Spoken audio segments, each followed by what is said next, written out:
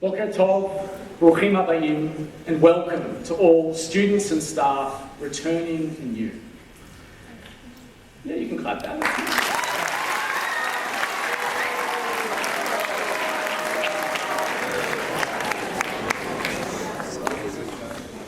Over the summer, I was privileged to have been able to spend close to a month in Israel.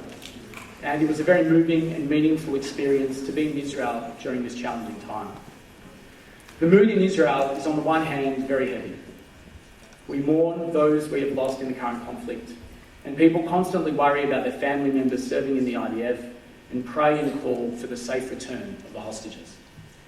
However, the people of Israel are also incredibly strong, resilient, life-seeking and life-affirming. So despite these challenges, people still go to work and school, they exercise and play with their kids in the park. People try to live as normally as possible and continue with their important work and aspirations. And here at school, we will be echoing the mood in Israel throughout this year. We will be acknowledging that times are tough in Israel and business is not as usual. However, despite this, we will be getting on with our incredibly important business, that of teaching and learning, growing and supporting each other, and now more than ever, connecting in thought, prayer and action with our brothers and sisters in Israel. And so, before we begin properly our opening assembly of the school year, we ask you to please rise for the tefillot for the welfare of the soldiers of the IDF and for the safe return of Israel's captives.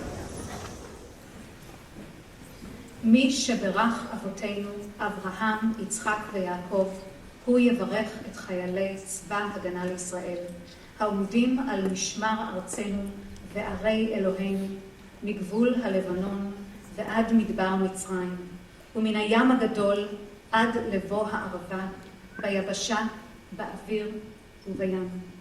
ייתן השם את אויבינו הקמים עלינו, ניגפים לפניהם.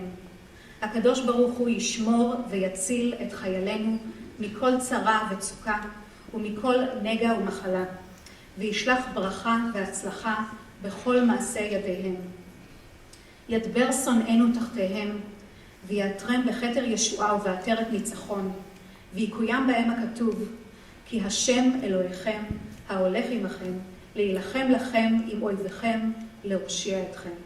ונאמר אמן. מי שברך אבותינו, אברהם, יצחק ויעקב, משה, אהרון, דוד ושלמה, הוא יברך וישמור ויציל את בנינו ובנותינו היקרים, חיילי צבא ההגנה לישראל, ושאר הלוחמים והלוחמות למען ביטחון העם והארץ, והאזרחים, זקנים וצעירים, נשים, גברים וטף, הנמצאים בצרה ובמצוקה, ונתונים למשיסה וסכנה בשבי. הקדוש ברוך הוא ימלא רחמים עליהם, לקיימם ולחזקם ולהחיות רוחם ותקוותם, להציל ממסגר נפשם ולהוציאם מצרה לרווחה ומשעבוד לגאולה.